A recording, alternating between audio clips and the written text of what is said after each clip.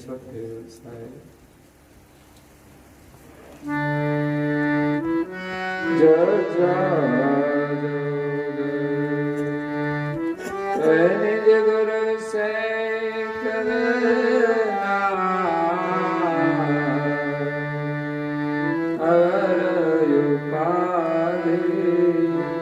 सब पर अवर उपाधि सब पर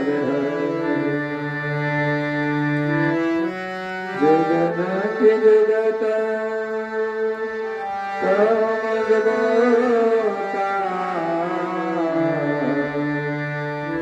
शुभ समय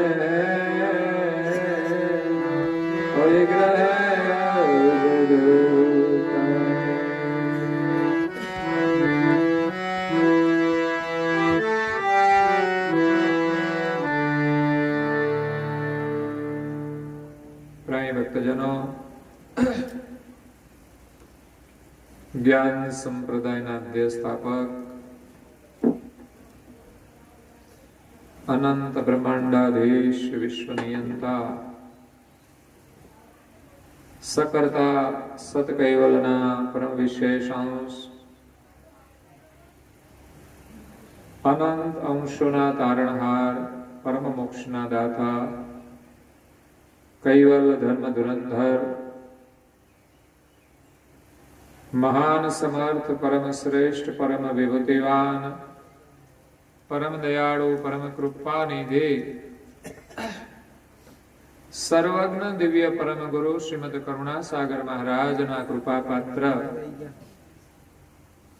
દ્વિતીય કુબેરાચાર્ય પૂજ્યપાદ શ્રી નારણદાસજી મહારાજ સ્વરચિત સિદ્ધાંત બાવની ગ્રંથને વિશે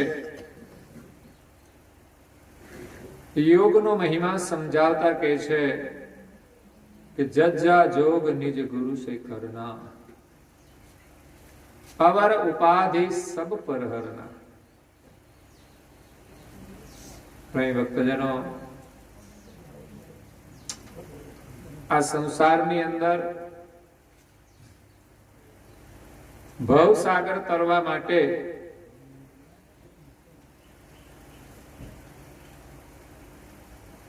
ગુરુ એક મહાન યોગ છે.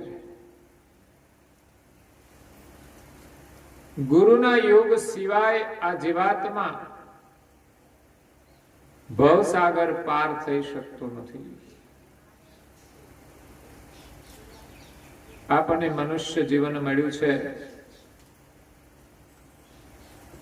પ્રથમ તો એ જ વિચાર કરવાનો કે આ મનુષ્ય જીવન શા માટે મળ્યું છે. મોટા ભાગના લોકો એમ માનતા હશે ખાવા પીવા અને મોજ કરવા માટે મળ્યું છે.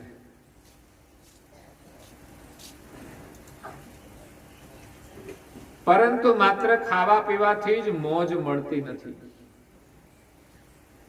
અને જેઓ એવું માને છે કે ખાવા પીવા અને મોજ કરવા જ મળ્યું છે, ગમે તે ખાતા હોય છે, કચરો ખાઈને પણ આનંદ કરે છે, પણ એમાં એને કાયમ આનંદ રહેતો નથી. ભલે માનતા હશે કે બસ ખાવ પીવો મોજ કરો. ઘણા લોકો મસાલા ખાય છે, પડીકીઓ ખાય છે. શું મોજ આવવાની છે? જો તમને એનાથી મોજ આવતી હોય તો પછી ઘરના બધાને ખવડાવો.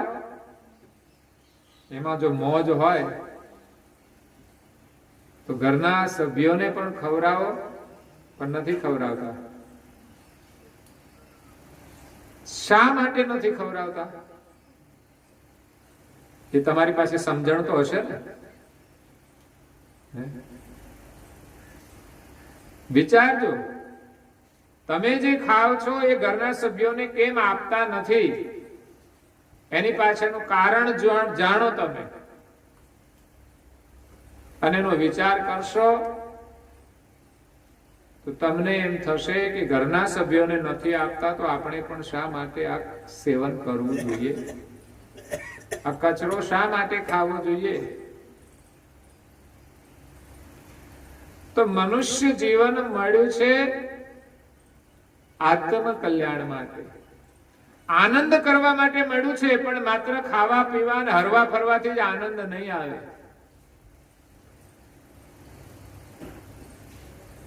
સાચો આનંદ પરમેશ્વરનું સ્મરણ કરવામાં છે. સાચો આનંદ સેવાની અંદર છે. અને અખંડ આનંદ પરમેશ્વરના ધ્યાનમાં રહેલો છે. પરંતુ આ બધો યોગ થાય કેવી રીતે?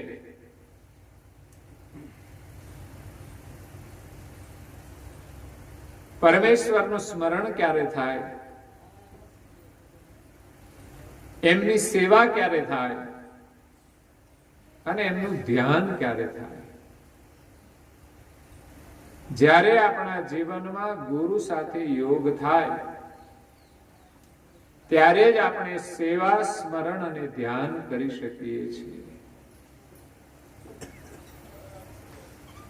નારણદાસજી મહારાજ શ્રી કહે છે કે મહેર કરી મોઈ દીજીએ સેવા, સ્મરણ, ધ્યાન.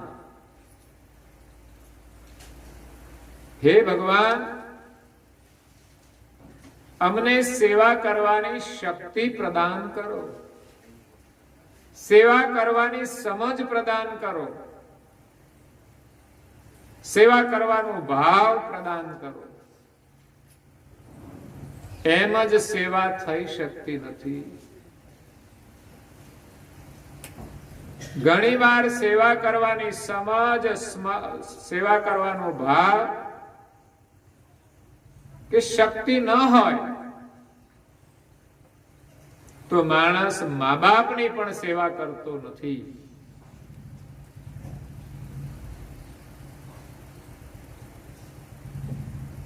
એમના ઉપકારને પણ ભૂલી જતો હોય છે.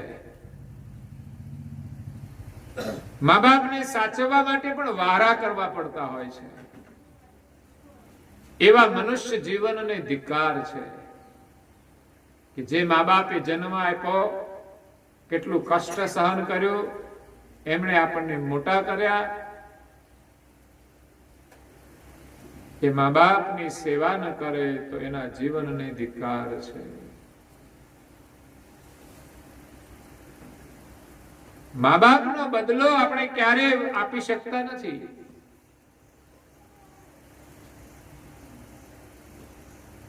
એમના એક એક જે કાર્યો છે એટલા મહાન છે, તો એના બદલામાં દીકરાએ વૃદ્ધાવસ્થામાં એમની બાળકની જેમ સેવા કરવી જોઈએ. આ પ્રથમ આપણી પારિવારિક ભક્તિ છે. જો કે કલ્યાણ નથી થઈ જતું, પણ કલ્યાણનો દરવાજો તો અવશ્ય ખુલે છે. એટલે મા બાપ આપણી સાથે રહે એમાં આપણને ગૌરવ હોવું જોઈએ. નહીં તો થોડા દિવસ તમારા સાથે, થોડા દિવસ અમારા સાથે, થોડા દિવસ બીજા સાથે.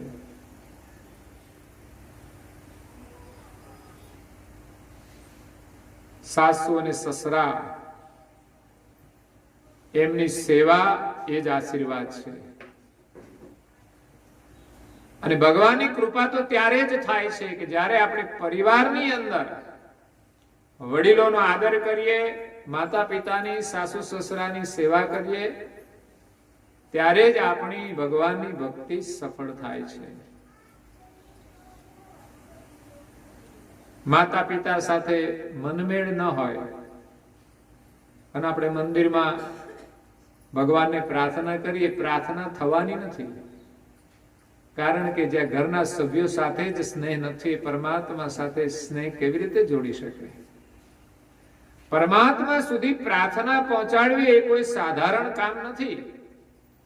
ઠીક છે, આપણે દીવો કરીને અગરબત્તી કરી શકીએ છીએ, પરંતુ હૃદયની પ્રાર્થના પરમાત્મા સુધી પહોંચાડવી એ તો જ્યારે આપણો પ્રેમ પરિવાર સાથે હોય, પડોશી સાથે હોય ને સમાજ સાથે જોડાય ત્યારે પ્રાર્થના પરમેશ્વર સુધી પહોંચી શકે છે.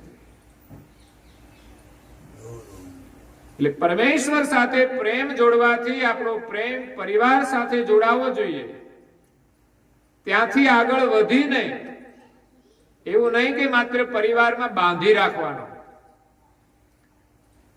આપણી ફરજ પરિવારની સેવા કરવાની તો છે જ, પણ એથી વિશેષ પરમેશ્વરને પ્રાર્થના કરીએ કે અમે પરિવારથી વિશેષ પડોશી અને ગામની અને સગા સંબંધીઓની અમે સેવા કરી શકીએ. એક પ્રેમ હોય છે પરિવાર સાથેનો, બીજો પ્રેમ હોય છે સગા સંબંધીઓ સાથેનો. ત્યાં સુધીનો આપણો વ્યવહાર હોય છે.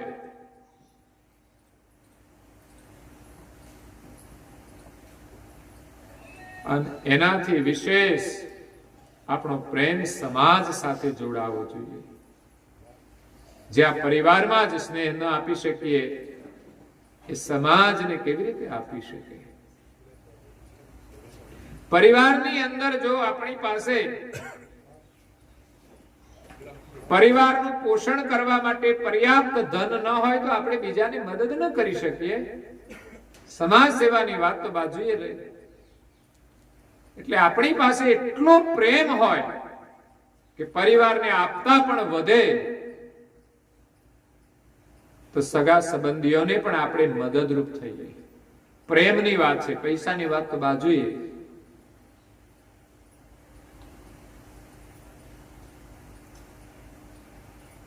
પરિવાર સુધી આપણો પ્રેમ સીમિત હોય છે, એ સગા સંબંધીઓ સુધી પણ સીમિત હોય છે.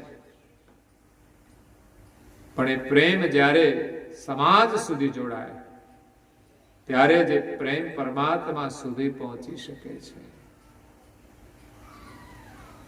આ જગતની અંદર અનેક લોકો થઈ ગયા છે જેમણે પોતાના જીવનનો પ્રેમ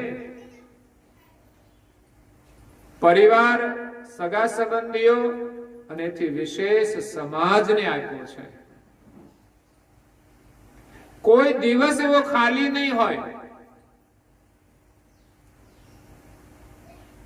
કે જે દિવસે કોઈ વિશેષ વ્યક્તિએ સમાજ માટે બલિદાન ના આપ્યું હોય. કાં તો એનો જન્મ દિવસ હશે, કાં તો એનો નિર્વાણ દિવસ હશે. આપણે ત્યાં રોજ એક આવા મહાન પુરુષોનો જન્મ થાય છે, રોજ એક વ્યક્તિનું નિર્વાણ પણ થાય છે. એની અંદર આપણું પણ નામ જોડાય, આપણે પણ આપણા જીવનનું યોગદાન આપીએ તો જ આપણું જીવન સાર્થક બનશે. મનુષ્ય જીવન માત્ર પરિવારના પોષણ માટે નથી, પરંતુ પોષણ કરવું એ આપણી પ્રધાન જવાબદારી ચોક્કસ છે કે કામ આપણે જરૂર કરવું જોઈએ. પણ એમાંથી આપણને જે સમય મળે એનો આપણે વિશેષ ઉત્તમ ઉપયોગ કરી શકીએ છીએ. જેમ જેમ થોડા થોડા સમયનો પણ તમે ઉત્તમ ઉપયોગ કરતા જશો, એમ એમ તમને પરમાત્મા એવા કાર્ય કરવાનો વધુ સમય આપશે. પણ એ ક્યારે મળે કે માણસ પોતાની પારિવારિક જવાબદારીમાંથી મુક્ત થાય તો જ એ વિશેષ સમય સમાજ માટે કાઢી શકે. અને સમાજ માટે જ્યારે સેવા કરવાની ભાવના હોય ત્યારે સ્વાભાવિક રીતે તમારા પરિવારનું પોષણ એ સહજ રીતે થવા માંડે છે. જેમણે જેમણે સમાજના કાર્યો કર્યા છે એમના પરિવાર પણ સુખી થયા છે. અને જે માત્ર સ્વાર્થ વૃત્તિથી જીવે છે એની સ્થિતિ એવી અને એવી જ રહે છે, દુઃખમય રહે છે. એ વિશેષ સુખી થઈ શકતા નથી. વિશેષ સુખ એક માત્ર કોઈ સગવડથી જ મળતું નથી. બહુધા લોકોની માન્યતા હોય છે કે બસ આપણી સગવડ વધી જાય એટલે આપણે સુખી.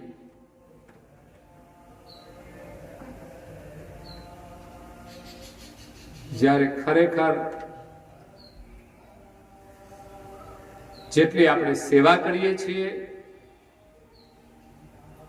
જેટલું સ્મરણ કરીએ છીએ, જેટલું પરમેશ્વરનું ધ્યાન કરીએ છીએ, એટલા જ આપણે વધુ સુખી થઈએ છીએ. તો મનુષ્ય જીવન મળ્યું છે આપણા કલ્યાણ કરવા માટે.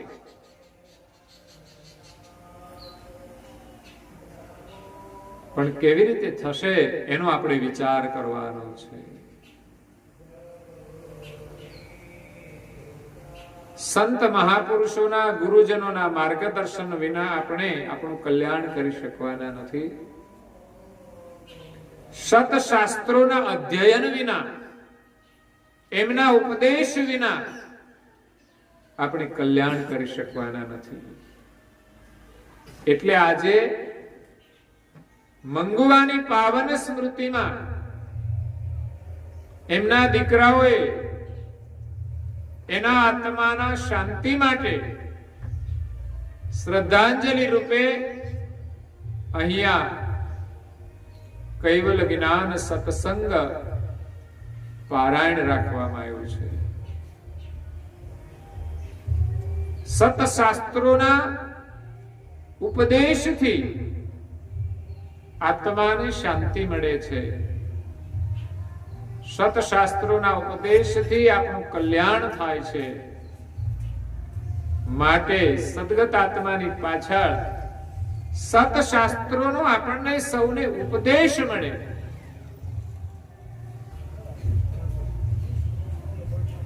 એટલા માટે સત્સંગનું આયોજન કરવામાં આવે છે.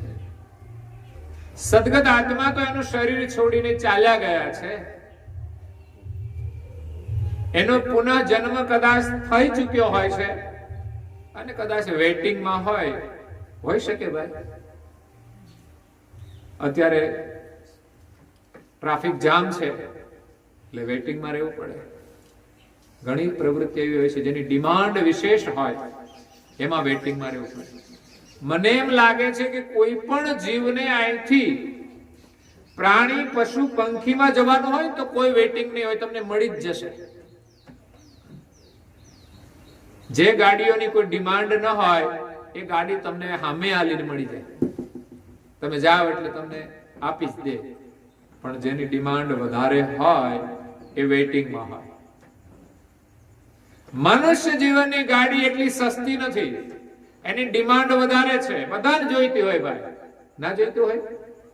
આ શરીર છૂટ્યા પછી શું બધાની ઈચ્છા હોય? કોઈ પ્રાણીમાં જાય, પશુમાં જાય, પંખીમાં જાય, કૂતરા બિલાડામાં જાય.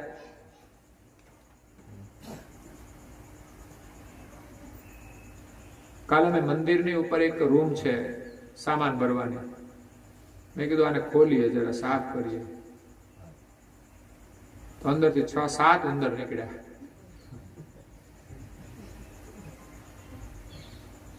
અને ઉંદર હતા એટલે જ મેં સાફ કરવા માટે કાઢ્યું.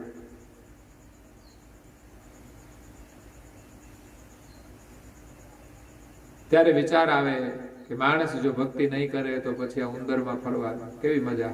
અહીંથી અહીં બધું કાપા જ કરવાનું. ઘણા લોકો કાપવાનું જ કામ કરતા હોય. મનુષ્ય જીવનમાં ઘણા બીજાનું કાપતા હોય ને સમજવાના ઉંદર જ થવાના. ધંધો જે કર્યો હોય પછી બીજાની વાતો આપણે ખરેખર તો બિનજરૂરી કરવી જ ના જોઈએ. કોઈ જરૂરી નથી. તમે તમારો વિચાર કરો કે આપણે શું કરવાનું છે, આપણું કલ્યાણ કેમ થાય. આત્મચિંતન કરો, પ્રભુ સ્મરણ કરો. બીજાની ચર્ચા કરવાની જરૂર જ નથી હોતી. તમારે એનું જરૂરી કામ હોય તો ચર્ચા કરો, બાકી કોઈ જરૂર જ નથી હોતી. ફલાણાએ શું કર્યું, ફલાણીએ શું કર્યું. આપણે તો લેવા દેવા વગર પડોશીની વાતો કરતા હોઈએ છીએ. આપણો સમય આપણે બરબાદ કરીએ છીએ. હા, આપણી જરૂરી વાત છે, જરૂરી કામ છે, એ આપણે ચોક્કસ કરીએ. એ સિવાયનો સમય આપણે આપણા કલ્યાણનો વિચાર કરવાનો છે કે આપણું કલ્યાણ કેવી રીતે થશે અને કલ્યાણ માટેની જે પ્રવૃત્તિ છે એમાં આપણે જોડીએ. નહીં તો પછી ઉંદરમાં જવાનું, બિલાડામાં જવાનું. કઈ પ્રકારના શરીરો છે વિચાર કરો. ફરી મનુષ્ય જીવન જોઈતું હોય તો પરમેશ્વરની ભક્તિ કરવી પડશે, એમનું સ્મરણ કરવું પડશે, એમનું ધ્યાન કરવું પડશે, જીવનમાં કંઈક સેવા કરવી પડશે, સુકૃત કરવું પડશે. ઘરમાં જે મા બાપની સેવા નથી કરતા એને મનુષ્યનો અવતાર ફરી નહીં મળે. માતા પિતા કે સાસુ સસરા સહેજે દુખી થવા જોઈએ નહીં. બેસો સાના માના, બેસો સાના માના, બેઠા જ છે. સમજ્યા? કહેવાની જરૂર નથી, એ કે ને ધ્યાનથી સાંભળવાની જરૂર છે. જે કહેશે તે તમારા માટે આશીર્વાદ રૂપ હશે. અભ્યાસ કરજો.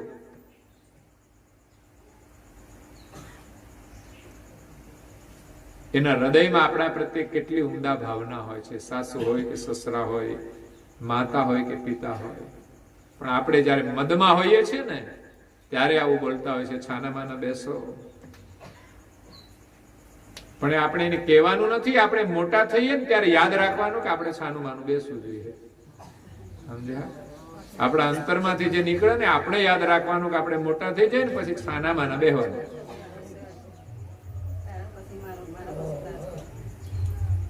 માતા પિતાને ક્યારેય દુખી નહીં કરવાના, નહીં તો ઉંમર થયા પછી આપણે દુખી થવાના. આ પરાધીનતા બધાના જીવનમાં આવશે. ઘણા લોકો ઘરડા લોકોને જોઈને આમ ખુશ થતા હોય છે, હસતા હોય. ખુશ એટલે હસતા હોય. કારણ કે માજી હોય કે દાદા હોય એ ઊભા થાય તો એની તકલીફ પડે, વજનદાર શરીર હોય ક્યારેક, તો એને જોઈને નાની ઉંમરના લોકો હસે કે કેવી રીતે ઊભા થાય છે, બેસવામાં તકલીફ પડે. ચાલતા હોય તો લોકો હસે, દેખાતું ના હોય તો હસે.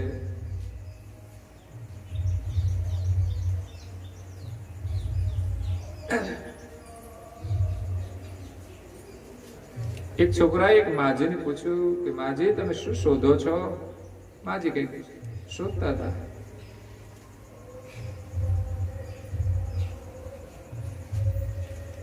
માજીએ સરસ જવાબ આપ્યો.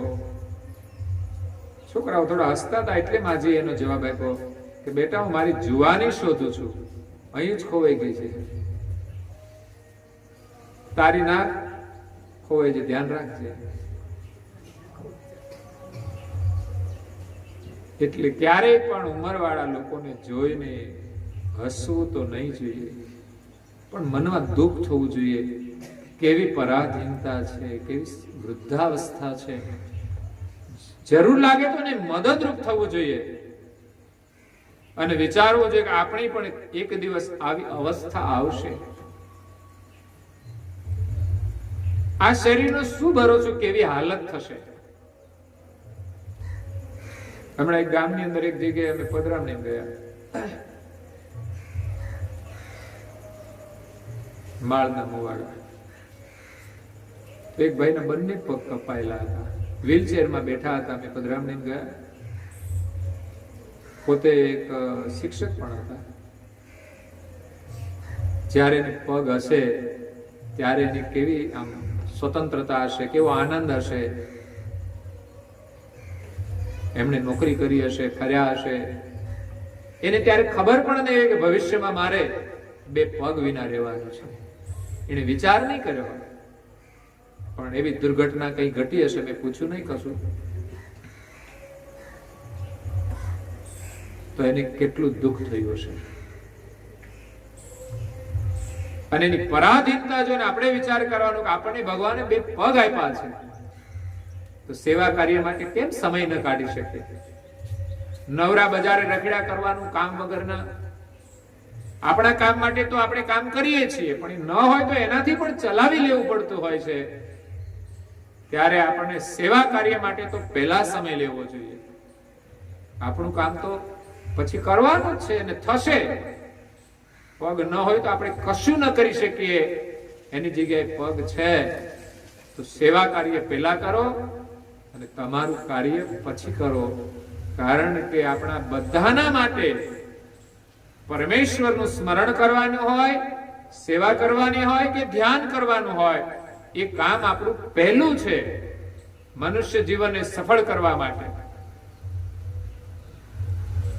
મનુષ્ય જીવન આપણા કલ્યાણ માટે મળ્યું છે, તો કલ્યાણની પ્રવૃત્તિ પ્રથમ કરવી જોઈએ, અને પછી આ શરીરની જે ફરજ છે, પરિવાર પ્રત્યેની જે ફરજ છે, એ આપણે કરવી જોઈએ. પરિવાર પ્રત્યેની ફરજ માટે સમય આપણી પાસે ઘણો બધો છે. 24 કલાકનો સમય છે આપણી પાસે. એમાંથી 10% સમય આપણે કલ્યાણ માટે કાઢવો જોઈએ. તમે કોઈની સેવા કરો છો તો આપણે કઈ ઉપકાર કરીએ છીએ ભાવથી નહીં, આપણે જાણે કે આપણું જ કામ કરી રહ્યા છીએ એમ સમજીને કરવું જોઈએ. બીજાને આપણે મદદ નથી કરતા, એ જે કામ કરીએ છીએ એનું ફળ આપણને મળવાનું છે એમ સમજીને કરવું જોઈએ. એટલે મનુષ્ય જીવન આત્મ કલ્યાણ કરવા માટે મળ્યું છે. તો આ સદગત આત્મા જે મંગુવા છે એ શરીર છોડીને ગયા. મનુષ્ય જન્મ માટે વેટિંગમાં કદાચ હોઈ શકે, નહીં તો આ શરીર છોડ્યા પછી એને બીજો જન્મ મળી જાય છે.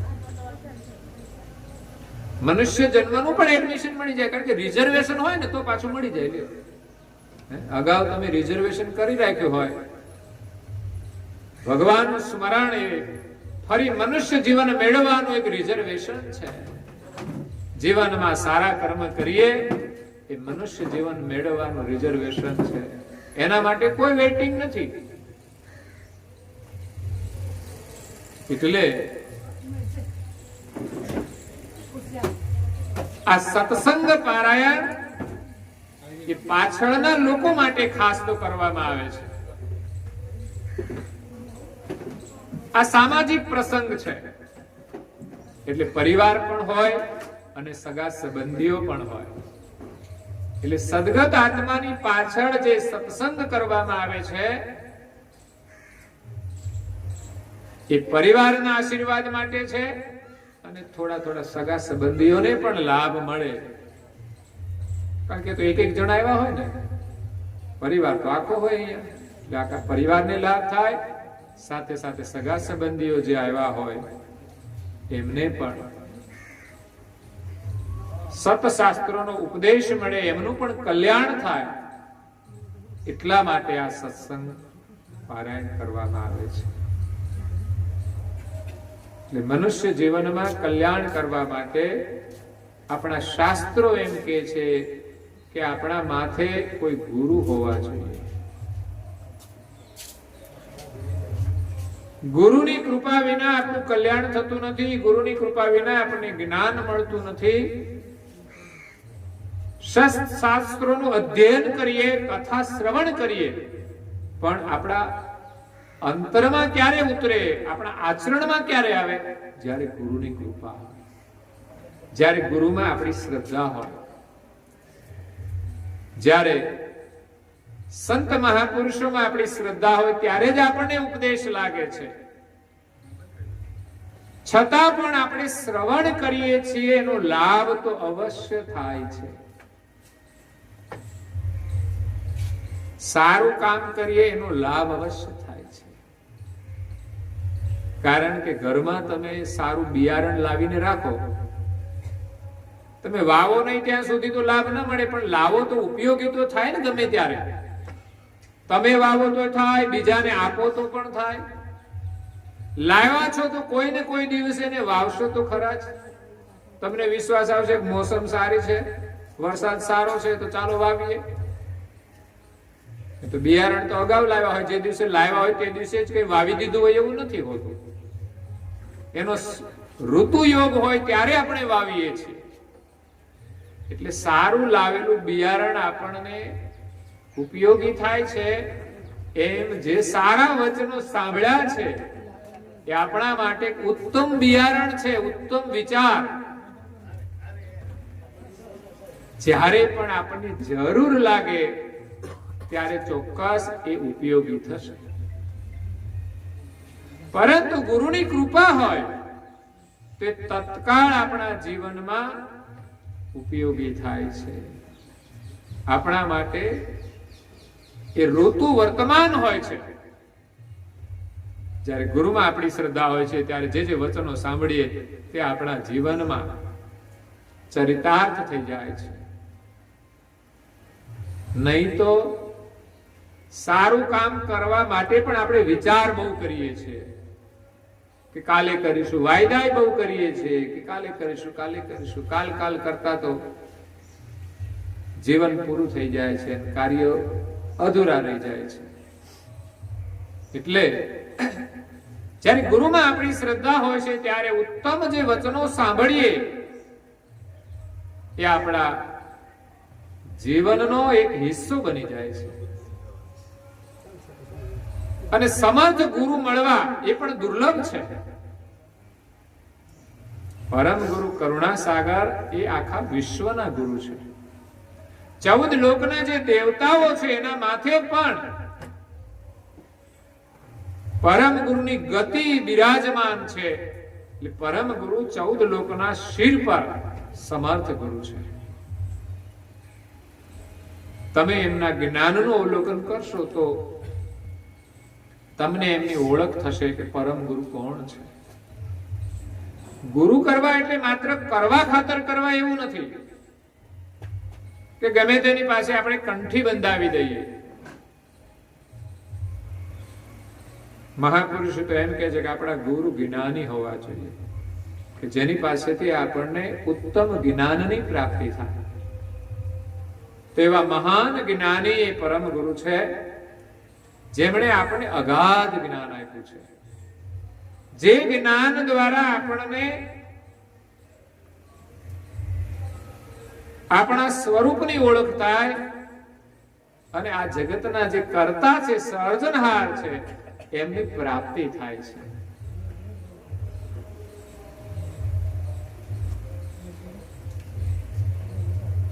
પહેલા નંબરમાં તો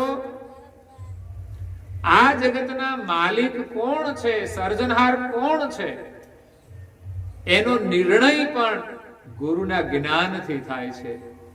નહીં તો આ જગતના સર્જનહાર કોણ છે એનો નિર્ણય ન કરીએ અને ગમે તેનું ભજન કરીએ, ગમે તેને ભગવાન માનીને ભજન કરીએ તો આપણું કલ્યાણ થતું નથી. જેનું તમે ભજન કરો એનો તમને એ પ્રમાણે લાભ થાય, પણ જગતના જે સર્જનહાર છે એક જ છે, તો એની આપણે ઓળખ કરવી પડશે, એનો નિર્ણય કરવો પડશે અને પછી એનું ભજન કરવાથી આપણું કલ્યાણ થશે. પરમ ગુરુના જ્ઞાન દ્વારા પ્રથમ નિર્ણય થાય છે કે આ જગતના સર્જનહાર એક છે અને કોણ છે. આ શરીરને ચલાવનાર આત્મા એક છે, ઇન્દ્રિયો એક છે, પણ આત્મા શરીરને ચલાવનાર એક છે. એવી જ રીતે આ બ્રહ્માંડની અંદર સર્જનહાર છે એક જ છે, જે તમામ અંશોને જીવન આપી રહ્યા છે. આપણે બધા સામાન્ય અંશ અને બ્રહ્માંડની અંદર જે દેવતાઓ છે વિશેષ અંશ, પણ બધા અંશ જ છે. તો એમને પણ આ બ્રહ્માંડનું કાર્ય કરવા માટે જીવનની જરૂર પડે છે. જીવન વિના એ પણ એક ડગલું ચાલી શકતા નથી, એક તરણું પણ હલાવી શકતા નથી. બ્રહ્માંડના દેવતાઓ જે કાર્ય કરી રહ્યા છે એ પણ સર્જનહારનું જીવન લઈને જ કરે છે. તો આપણને અને દેવોને જીવન આપનાર જે જીવનદાતા છે એક જ છે, એમનું લક્ષ્ય લઈને પરમ ગુરુ આવ્યા છે. તો કરુણાસાગર મહારાજ કહે છે કે પહેલા તમે આ શરીરમાં તમારી ખોજ કરો, તમે કોણ છો. અને એના સજાતી આપણા સર્જનહાર છે. એ નમૂનો છે. આ શરીરમાં આપણું સ્વરૂપ એ નમૂનો છે. એ નમૂને આપણે માલિકને ઓળખવાના છે. કોઈ આકૃતિ વાળા ભગવાન છે નહીં. એ તો શરીર હતા. જેમણે જેમણે દેવોએ શરીર ધારણ કર્યા એ કાર્ય કરવા માટે ધારણ કર્યા. અને જો શરીરને જ આપણે દેવ માનતા હોઈએ, સર્જનહાર માનતા હોઈએ, તો સર્જનહારે માછલાનો અવતાર લીધો છે. તો માછલાને આપણે ભગવાન માનવા જોઈએ કે ના માનવા જોઈએ? પણ ઘણા લોકો તો માછલા ખાય છે. બોલો, જો જે દેવોએ અવતાર લીધા એ મનુષ્યના જ લીધા એવું નથી. જીવોના કાર્ય કરવા માટે એમણે મનુષ્ય સિવાય પણ શરીર ધારણ કર્યા છે. વિષ્ણુએ પહેલો અવતાર મચ્છા અવતાર લીધો.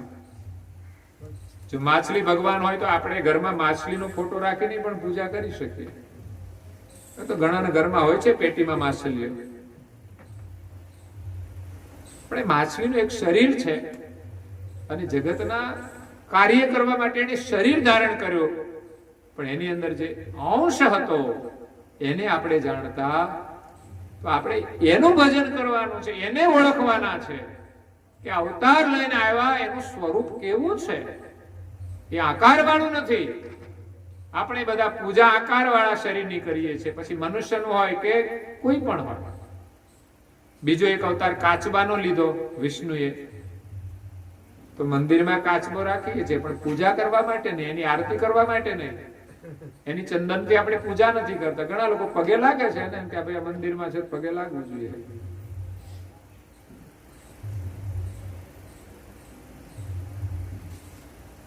મંદિરમાં જે કાચબો રાખવામાં આવે છે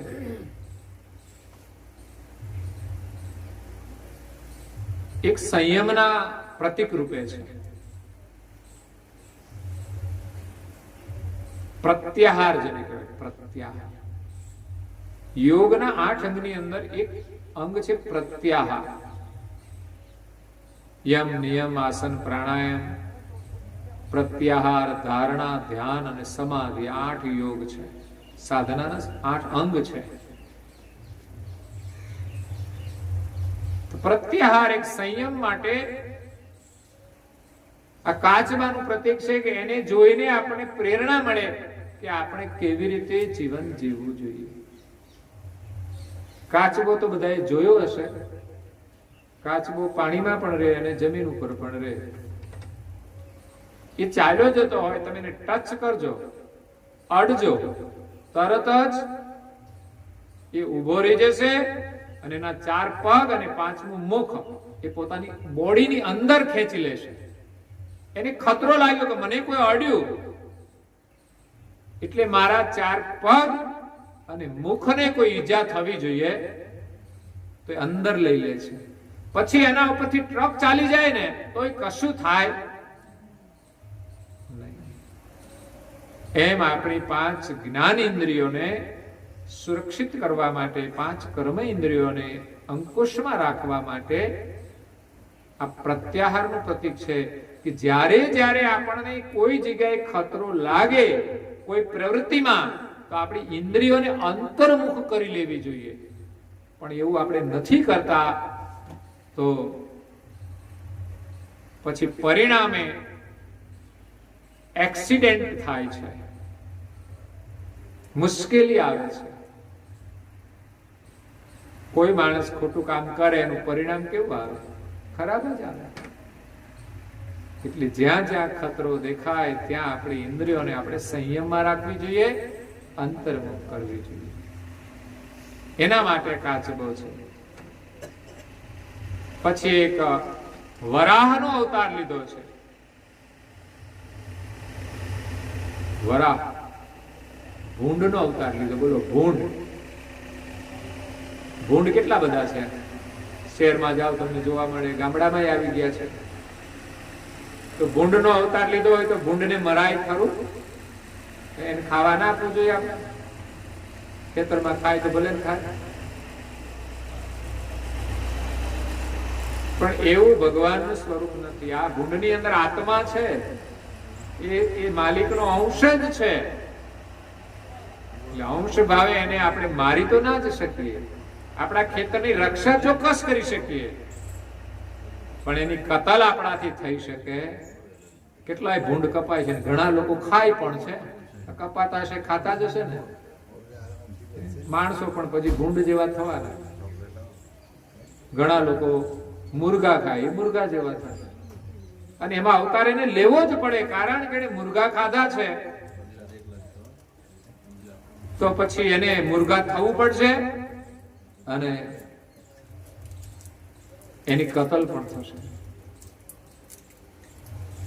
એટલે આ બધું ખાવું એ સારું નથી. આપણે તો મનુષ્ય છે એટલું તો કમસે કમ યાદ રાખવું જોઈએ કે નહીં? આપણે શું ખાવું જોઈએ એની લોકોને ખબર નથી. આપણે વારંવાર કેવું પડે, કચરો ખાવાની ચીજ છે ભાઈ. થોડી અક્કલ નથી આપણને મનુષ્ય બનાવ્યા છે.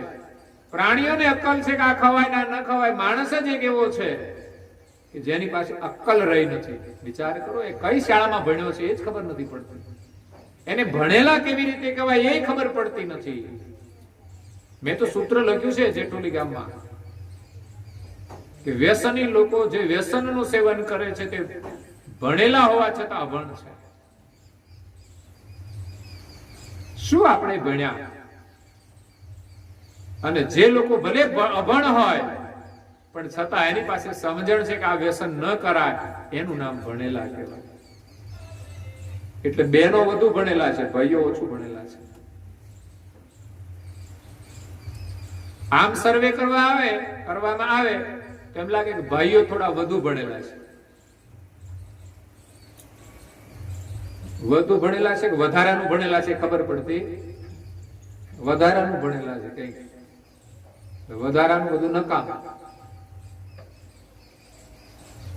સારા લોકો ઊંચી પોસ્ટ ઉપર નોકરી કરતા એવા લોકોની પાસે પણ આ સમજણ નથી. ત્યારે આપણને આશ્ચર્ય થાય છે.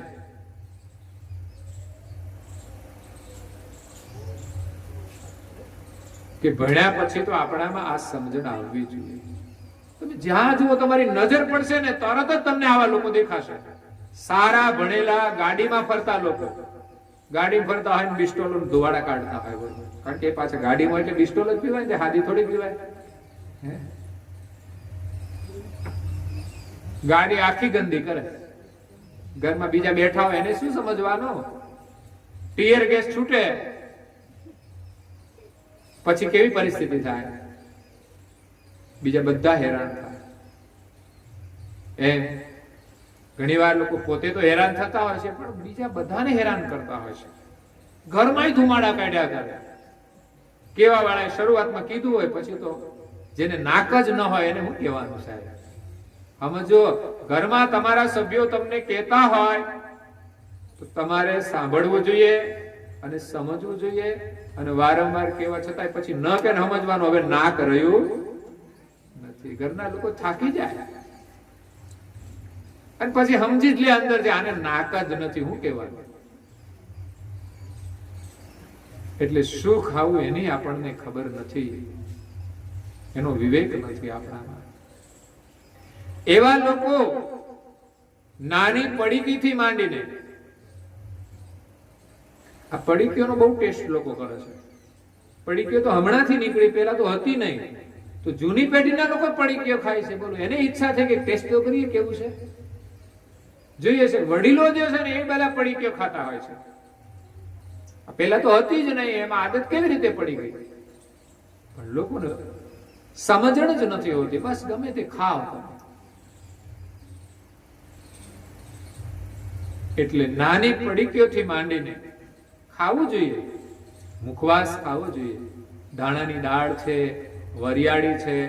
આપણે ત્યાં સોપારીને પણ મુખવાસમાં સ્થાન આપ્યું છે.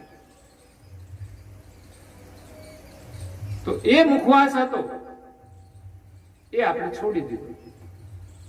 હા, હજુ ઘણા લોકો ખાતા હશે સાદું પાન, જેમાં વરિયાળી, ધાણા દાળ ને મુખવાસ હોય, સોપારી હોય. તો એમાં નુકસાન નથી જરાય. પણ તમાકુનું સેવન છે એ આપણા માટે મુખવાસ નથી. એનો મુખની અંદર વાસ હોવો જોઈએ જ નહીં. તમાકુ વાવે એનો આપણે વિરોધ નથી કરતા, પણ ખાય એનો વિરોધ કરીએ. સારું નથી તમારા માટેનું, પરિણામ સારું નથી. તમે જે કંઈ ખાવ હોય તે ખાવ, પરિણામ ભોગવવા માટે તૈયાર રહેજો. અને ગેરંટી સાથે કહું છું, આજે તમે જે ખાવ છો એનું પરિણામ શું છે? પડીકી ઉપર લખ્યું હોય છે કે આ ખવાય નહીં,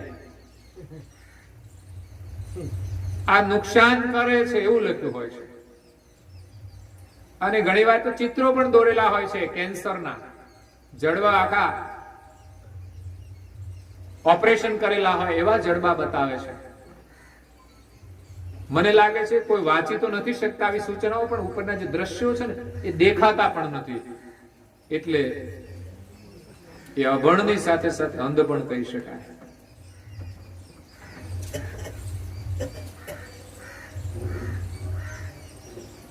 તો આ વસ્તુનું સેવન કરવાથી પરિણામ શું આવશે?